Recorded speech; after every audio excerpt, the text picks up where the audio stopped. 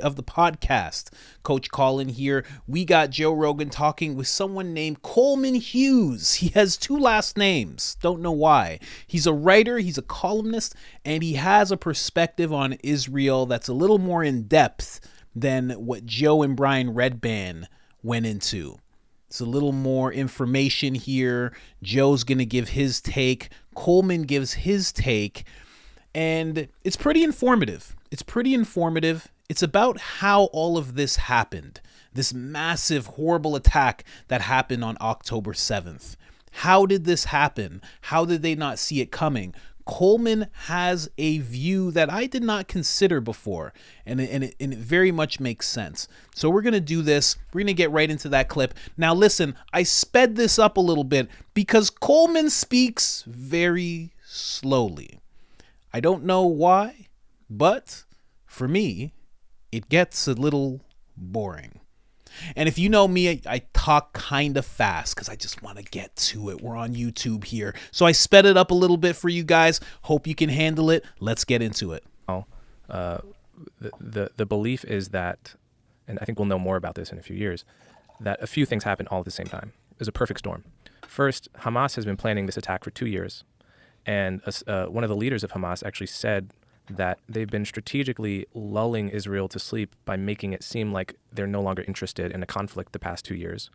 And Israel, even just a week before the attack, allowed more Gazans to come over the border and work in Israel as basically a reward for good behavior, right? They thought Hamas has gone into this mode where they're more concerned about the economics of the Gaza Strip than about attacking Israel. So Israel was asleep at the wheel. Israel also had transferred a lot of IDF that would normally be at the Gaza border to the West Bank. It was also the Sabbath. It was also a major holiday. It's also they've had the biggest protests in a generation, almost the same way America was during 2020. Israel has been for the past several months over their judicial reform. So you put it all together. Can you go into that a little bit, please? Yeah. So basically, the judicial reform in Israel is not like the United States. They don't have a constitution. They don't have this kind of really beautiful, genius system of checks and balances that we have where, the president can veto the Congress and the Supreme Court has a check on everyone, right? And everyone keeps each other in check. Israel just has a single parliament, they call the Knesset, a prime minister that has a lot of control over that parliament because he leads the majority coalition. So basically, in Israel, the president and their Congress have a lot more power than in America, historically. The Supreme Court doesn't have the power to say no to them. But over the past 30 years, the Supreme Court has been basically grabbing more power for itself under these things called basic laws, where they can now say to the Knesset, no, you cannot implement that policy in the West Bank. It violates human rights. They have more powers to check the majority party. And that's come to a head now because the Supreme Court is perceived as left-wing and sympathetic to the Palestinians. Just like in America right now, the Supreme Court is perceived as right-wing. And the Benjamin Netanyahu is obviously Likud. He's the right-wing party, and he's gone into coalition with these ultra kind of right-wing religious. And so it's come to a head where basically the right in Israel feels the Supreme Court is just expanding its own power and is anti-democratic. And now they want to, judicial reform is basically stripping the Supreme Court of the power it's grabbed for itself over the past 30 years. Now, the left in Israel views the Supreme Court as the only protection against human rights violations and violations of minority rights.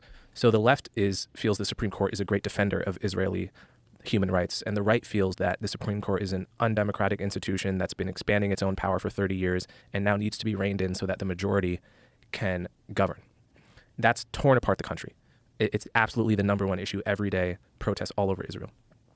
So you put all this together with Hamas backed by Iran, and you also throw in the fact that Israel and Saudi Arabia are on the verge of a peace deal, which is huge. It would be the biggest news in the Middle East in a very long time if Israel and Saudi Arabia made peace. It would basically put kind of the death nail in the coffin for Hamas, because Saudi Arabia is the biggest holdout now in terms of who has not made peace with Israel.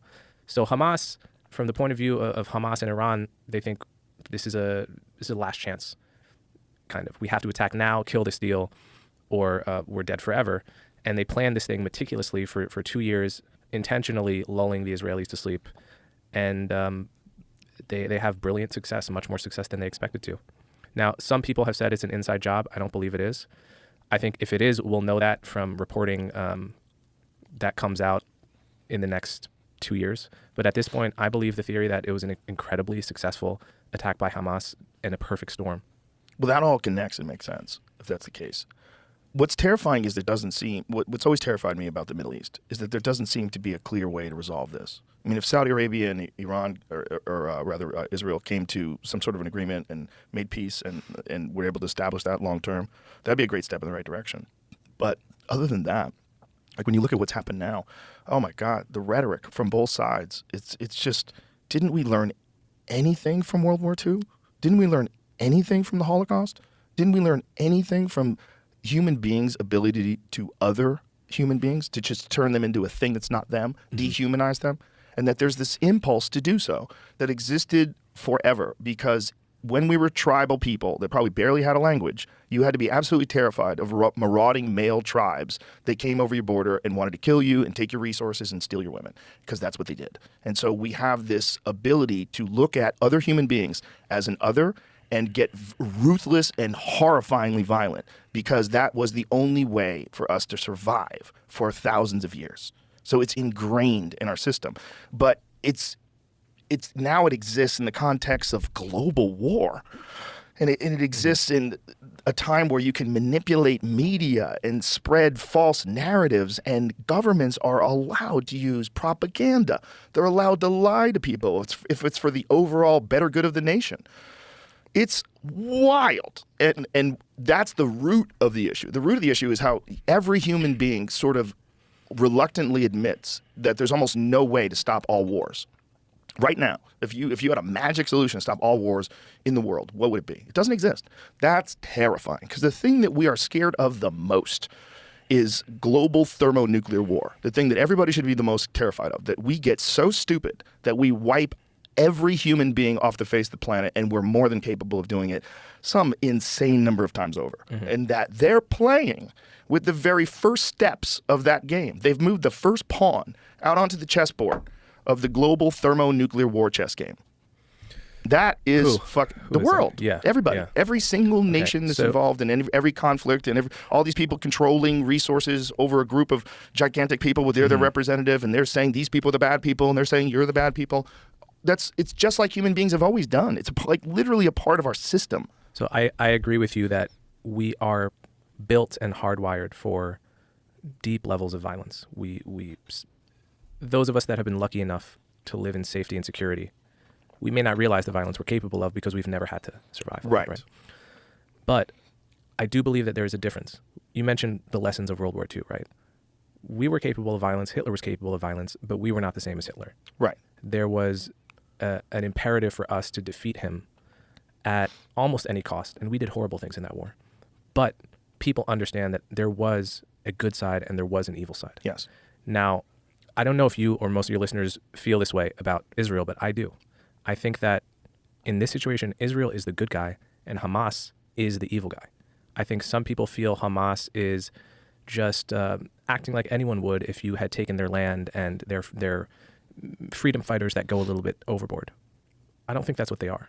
I think they are a death cult that really believes what they write in their charter in the late 80s, that they want to annihilate every single Jew in Israel and replace it with an Islamic State and eventually have a state like ISIS. And that what they did on October 7th with the barbaric slaughter, that's the point for them. That is what they want to do to all of Israel. And the difference is that Israel, though like the American army, it's like there's been many excesses, much to criticize. If Israel wanted to annihilate Hamas and the Palestinians the same way Hamas wants to annihilate Israel, Hamas would be gone and there would be no Palestinians in Gaza. We know that Israel could obliterate them overnight. Why don't they? Well, for mixed reasons, but because they don't want to. They want to live in peace fundamentally. And so I don't think the two sides are equivalent here, though they're both capable of that universal among humans, which is cruelty. I don't think these two sides are the same. I really think this is a situation where there is a good guy and a bad guy. What solution? So, this is the thing with this guy, right? Those are great points, but he's kind of not bringing up the fact that everything that he said about the riots, or I should say the protests that were happening, why they were happening, a little bit of one side of not really the government, because it was more the Supreme Court versus the actual government. They're kind of warring. Charlie Kirk actually brought this up. He said that they were close to a civil war at one point because of this because of all this. Now, is that true? I have no idea. But to sit around and act like that's not a possibility of, like, I don't know. Joe Rogan brought it up and he's like, it's the unthinkable. He didn't even want to bring it up. He said it was the unthinkable, but it's very interesting that I'm just trying to find that Charlie Kirk clip where he actually speaks about this. I think this is it. It's like a 10-minute clip. The whole country's a fortress. Yeah, let's bring this clip up. Let's get some other perspectives. Why not? We got Joe Rogan. Let's get some Charlie Kirk. That Gaza border. So, How did these guys not know this was taking place? so I've been to Israel many times. The whole country's a fortress. When I first heard this story, I still had the same gut instinct that I did initially. I find this very hard to believe. I've been to that Gaza border. You cannot go 10 feet without running into a 19-year-old with an AR-15 or an automatic machine gun that's an IDF soldier, right? The whole country is surveilled. And so let me just kind of go through this. We don't talk about Israeli politics very often, and most Americans don't know this. The last 9 months, Israel was on the brink of civil war. It's not an exaggeration. This judicial stuff, there were hundreds of thousands of Israelis taking to the streets because Bibi Netanyahu was basically redefining the Israeli constitution. That's not an exaggeration, right? He said the judicial branch has too much power. There were protests planned this week against Netanyahu where they anticipated tens of thousands of people to take to the streets. That's all gone, Patrick. Netanyahu now has an emergency government and a mandate to lead. I'm not willing to go so far that saying that Netanyahu knew or there was intelligence here, but I think some questions need to be asked. Was there a stand down order? Was there a stand down order? 6 hours? I don't believe it. Israel's the size of New Jersey. When I took a helicopter ride from Jerusalem to the Gaza border, it's 45 minutes. Wow. 6 hours. They're live streaming the killing of Jews. Did somebody in the government say stand down? That is a legitimate non-conspiracy question. The whole country is the IDF. The whole country is. Yeah. And you're trying to tell me that they're going to concerts and kibbutzes and schools and by reports 6 hours. Let's say it's 3 hours.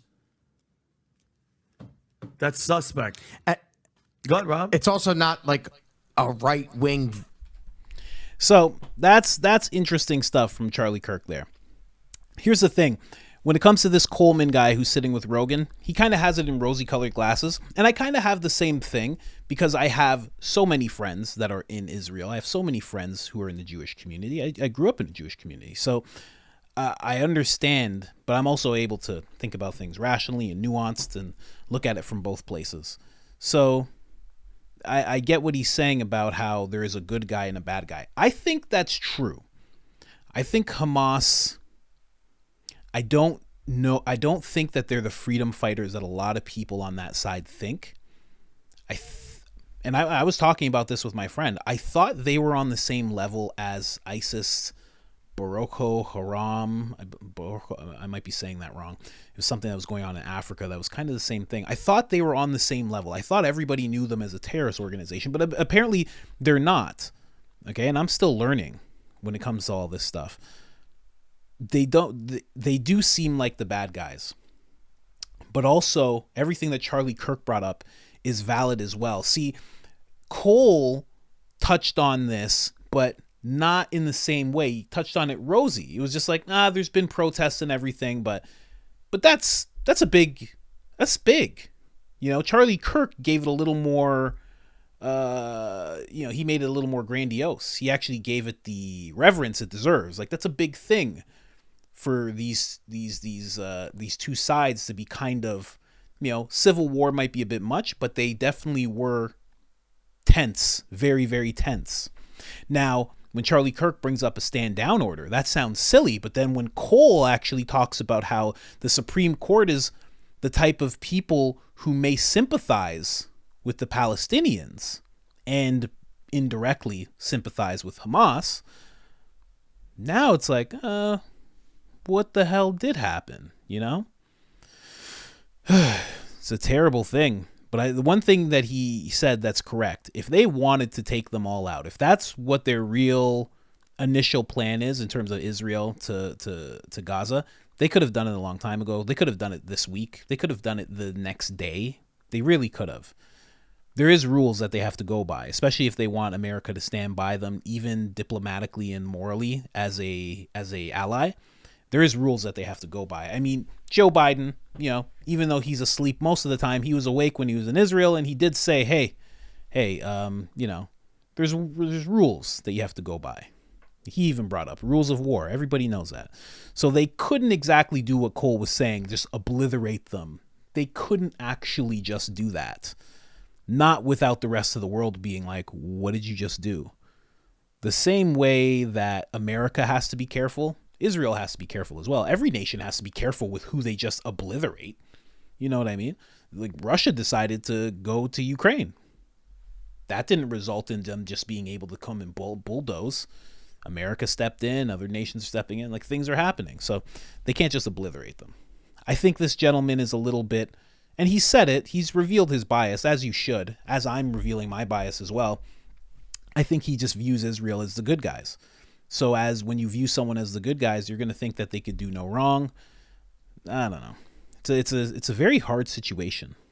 I think that what should happen, I was saying this to my friend just the other day, and I think I've said it here before. I think the same way that the U.S. put feet on the ground in Afghanistan, went into the towns, worked with people who were on the side of freedom and didn't want to be under the Taliban, didn't want to be under ISIS, all that stuff. They worked with certain people to figure out who the bad guys were, and they took those bad guys out one by one. I think that's what Israel has to do in Gaza. They have to put feet on the ground.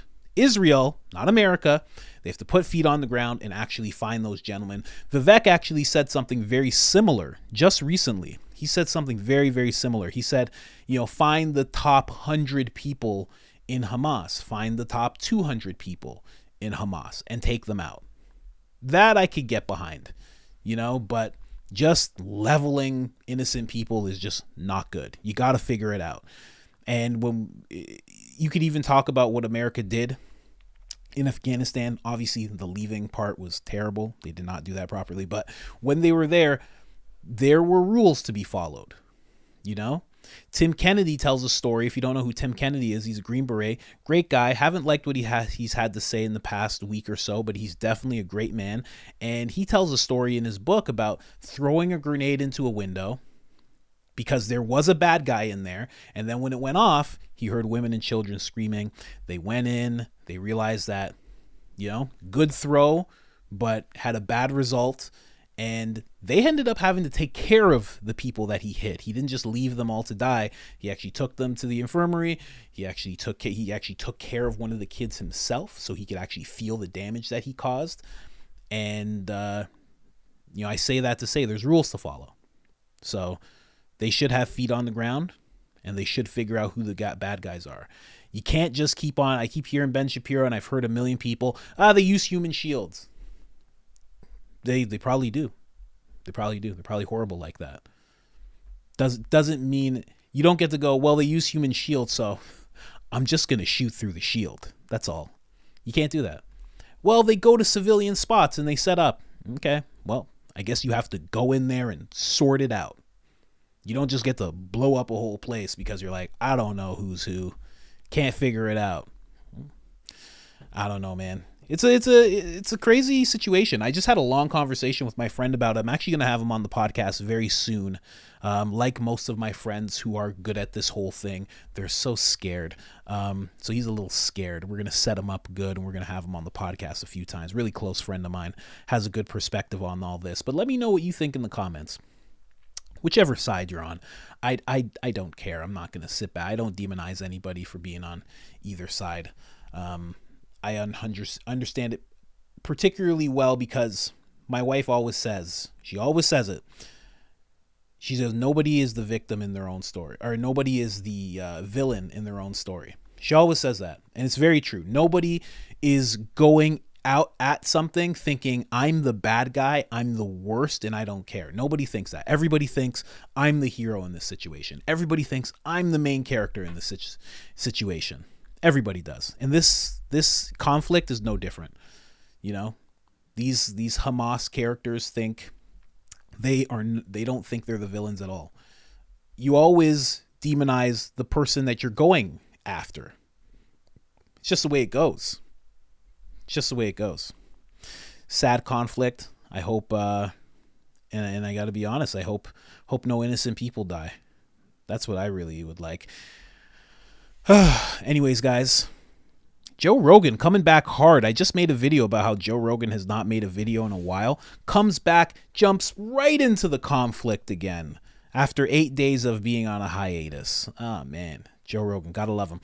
If you haven't liked the video already, like the video. If you haven't subscribed already, make sure to subscribe to the channel always, and make sure to check out what we got at IamCoachColin.com. We got this beautiful shirt, Mainstream News Brainwashing Citizens, if you ever wondered what MSNBC really stands for. And we also have the Public Enemy #1 shirt, that gentleman right there. You can get those things in hoodies, tank tops, shirts, mugs, anything. Other than that, I am out. 10% off. I am Coach Colin. It's in the comment section. The pinned post. It'll tell you how to get a discount. I'm out.